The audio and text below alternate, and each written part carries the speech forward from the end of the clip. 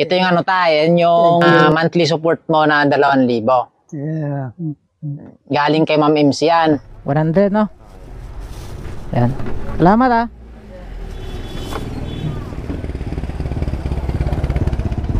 So, may ano siya, arinola siya.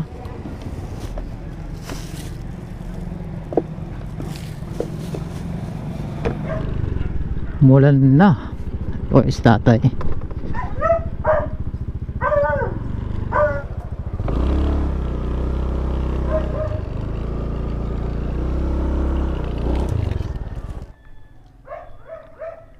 Tay! Woo!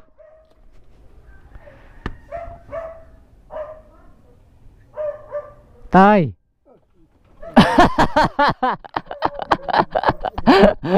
Seryoso. Seryoso ka, umulan na. Tanggalin mo na to, oh. Dali. Ayan, oh, basa na. Umulan. Nambon. Kamusta, tay? May dala ako sa'yo. Oh.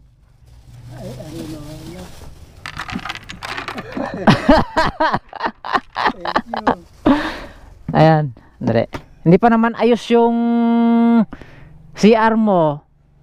For the meantime, bumili ako ng arinola para kahit na naihi ka sa gabi, hindi mo na kailangan bumaba. Dito na lang sa loob. Oo. Di ba January ngayon? Ngayon yung pangalawang buwan mo sa yung monthly allowance na pangkain-kain mo. Galing syempre yon kay Ma'am MC. Yan, shout out kay Ma'am MC. Ayan, so ngayon bibigay natin kay tata yung 2,000. Ito yung ano tayo, yung tawag nito, pension mo na monthly support mo na 2,000. Yeah. Galing kay Ma'am MC yan. Ngayon tay, may natira pa ba dun sa ano? Sa binigay ko sa'yo na pagkain-kain mo? Binili ko na ng mga biskuit. Ay wala ka ng grocery ngayon. Ubos na yung mga biskuit mo. Meron pa konti lala. Mamaya bibili na lang ako. Sige, pagka next na hatid ko sa'yo ng ng allowance mo, i-grocery kita ulit ng mga biskuit. Biyaya na naman. Tipid-tipidin mo yan tayo. Bakit nandito pa yung bigas? Oh, yeah. Hindi ko nga gusto ko na nga sana ibigay mo na doon kay yung bigas na yan, bigay mo doon kay Ate Diding para siyempre, di ba, sila ang nagbibigay sa'yo ng pagkain. Magkaroon ng bukbuk, di ba? Tsaka sila ang nagbibigay sa'yo ng pagkain dito ng libre. O di bigay mo yung bigas doon sa taas para may malutulo sila sa'yo na Kaya lang wala pa eh. Baka bukas daw, sa Lunes yata dadating. Lunes darating sa Ate Diding. So di regarding dun sa sinabi ko sa kanya na tubig. Okay naman yung daloy ng tubig mo? Nakakaano rin. Kaya lang, kumita mahina ang tubig. Normal lang yun. Pero at least kung gagamit ka, may tubig ka naman. May tubig naman. Pero may araw na lumalakas naman. Since tay, wala si Ate Diding. Ngayong buwan, January. So pagbalik ko next month, February, saka ko na lang bibigay sa kanya yung pinag-usapan namin na regarding dun sa 200 monthly sa tubig mo. 200 monthly yun sa tubig.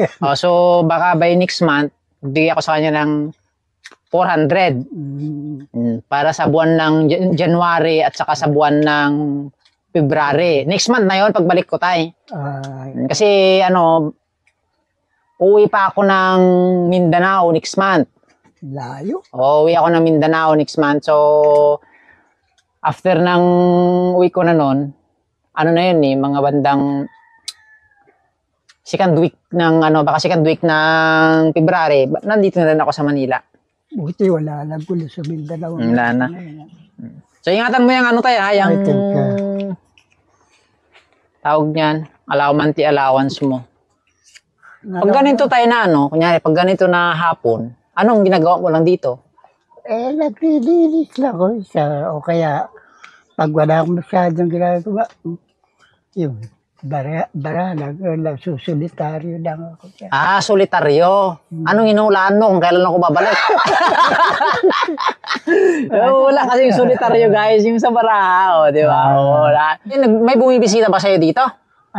May bumibisita ba sa'yo dito ng mga ano? Kasi maraming nagpe-PM sa akin eh. Saan daw yung address mo? Bibisitahin ka daw dito.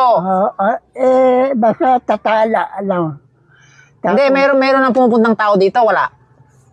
Wala naman, gano'n, pagkaganitong... Ang daming nag-ano sa akin, guys. Ang daming nagpi-PM sa akin na dadalawin ka daw dito. Wala pala pupunta kahit isa? Wala pa. Wala pa.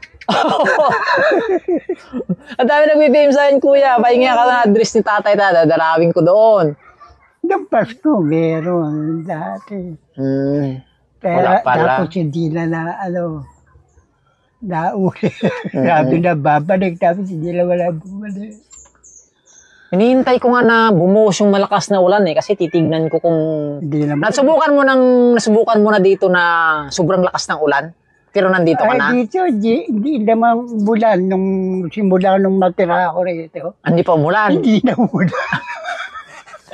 Kasi gusto kong malaman kung okay ba, wala bang tulo o ano. Yun lang, dito, pagka nandito ako, nilalamok. Pero pagka nando ko ito, ano lang ako ng blanket. Ayun. Pero pag ano tayo, pag ganito na, siyempre mahangin ngayon eh. Anong oras ba? 2:00. Mahangin mahangin yung paligid. Siyempre wala gaanong lamok sa ganito, sa maliwanag. Pag pinatay mo yung ilaw, doon naglalabasa ang lamok. Kaya pag madilim yung kwarto mo, babahayan ng lamok yan. Kasi gusto ng lamok madilim eh. Kaya nga minsan pag nandito ako, napansin mo, binubuksan ko yung bintana. Kaya sinasarado ko nga. Ayan daming lumilipad ng mga lamok Tsaka isa pa, yung pusa, ang inaano ko dyan. Balayibo, allergic ako dyan eh. Baka umulit na naman yung asma ko. Pero mula noon, hindi ka na inatake ng asma mo. Wala naman. Ubo lang kumisa pagkaya malamig panahon. Dapat mag-sweater ka. May sweater ka ba dyan? Nagbabago ko. May sweater ka? Hindi, dinodoble ko lang yung mga damit. Pero may sweater ka na mahaba? Hindi ko pa nga nalalabanan. Hindi pa nalalabahan. Sige. Unti-unti ko na, hindi ko naman mabibigla. Tsaka, hindi naman masyadong marami tulad. Tsaka wala ka naman ang gagawin tayo. Hindi mo naman hindi ka naman na mga ngalakal. So dito ka na naman sa bahay. Maglaba ka isang damit siyang araw. Bukas ulit, isa ulit. Sa isang buwan, posible hindi mo ubos lahat yan. Pero hindi na ako nakakalakal. Meron nga nagbibigay sa akin. Sabi ko, bawal na sa akin mga lakal. Diba? Kita mo naman, ang kinis na ng mo. Wala ka na masyadong kamot-kamot. Dito lang. At saka, pag hindi ka naligo, lalamukin ka talaga. Alam mo yung kalabaw. Diba sa probinsya, maraming kalabaw. Naliligo naman ako pag maraming tubig. Yung kalabaw, di ba, usually yung kalabaw, gustong-gusto umiga doon sa maputik. Pagtanggal niya doon sa putik, mga sapa. Pag umakyat siya yung galing sa putik, sinusundan siya ng maraming lamok kasi dahil sa amoy. Kahit ako nga minsan, pag maghapon ako nagmamaneho dyan sa labas, pag uwi ko ng bahay, ang daming mga lamok kasi yung amoy ko, kakaiba yung amoy ko di ba? Lapit din ng lamok, pero pag mababango tayo, bagong ligo tayo. Buti nga, dito walang langaw. Wala. Dito walang langaw. Ayun na nga yun ng lamok tayo. Gustong-gusto ng lamok yung madilim, yung mabaho. Gustong-gusto ng lamok yan. Kaya pag kung paligo ka, kahit hindi ka masyadong ng lamok. Naliligo ako pagka binigyan ako ng lagi. Tapos yung pag may opplusion ka, lagay ka lang konting opplusion, ganun-ganun mo lang, ipahid-pahid mo lang. Ang ginagawa ko, yung alcohol, halos maubos na alcohol. Wag alcohol, opplusion. At saka yung picasin oil, lalagay ko. Yan lang ang ginagamit ko dyan pagka medyo lumalayo ng konti lamok pagka may alcohol. So, ganun na lang siguro tayo. So, ayan guys, maraming salamat sa lahat ng mga nag-sponsor, lahat ng mga tumulong. Since day 1 na nakita natin si tatay, Thank you so much po sa inyong lahat. Dahil sa inyo, masasabi natin na partially guys, mission accomplished tayo kay tatay. Partially pa lang kasi not totally hindi pa tapos.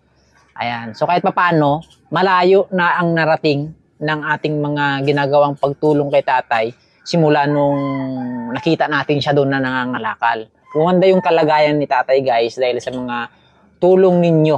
Ayan. Sa mga tulong-tulong nating effort, masasabi kong okay yung naging okay yung ni tatay, sitwasyon niya sa kasalukuyan. Ayan. So maraming salamat sa inyo guys. Siyempre unang-una sa Panginoon. Ayan, kasi si Lord naman talaga yung nagbibigay ng guys, si Lord naman talaga yung nagbibigay ng mga blessings sa ating buhay. Kumbaga, gumagamit lang siya ng mga tao na pwedeng kasangkapan niya para tulungan din ng isang tao. Ayan. Tsaka yung bakit pala hindi mo nilalagay yung mga grocery mo dito sa labas? Kasi may nagtatanong, dapat daw yung mga grocery mo dito mo ilagay sa labas, wag daw sa kwarto. Anong rason daw bakit sa kwarto mo nalalagay? O sagutin mo sila kayo tayo, anong rason? Baka babaya yung mga biglang ipis, di ba? O kaya daga. Di natin masabi. O, di ba kasi malalaki yung mga butas nito? Oo, may mga butas. Kaya ginagawa ko sa kwarto. Para hindi para safe. O, yun nga. Tsaka hindi makakagat ng mga kung ano-ano mga kasi pag dito baka sungkitin. Paakyat lang dyan. Ayun na. Alam nyo na guys, kaya nandun sa kwarto yung mga mga grocery ni tatay kasi yung rason niya. Siyempre baka akyatin daw ng daga kasi open nga to naman. Tama nga naman. Tsaka yung request nyo na arenola guys, bumili na tayo ng arenola ni tatay para may magamit siya sa gabi. O, di ba? Ay, para hindi na ako bababa pa ng hindi na siya bababa sa baba.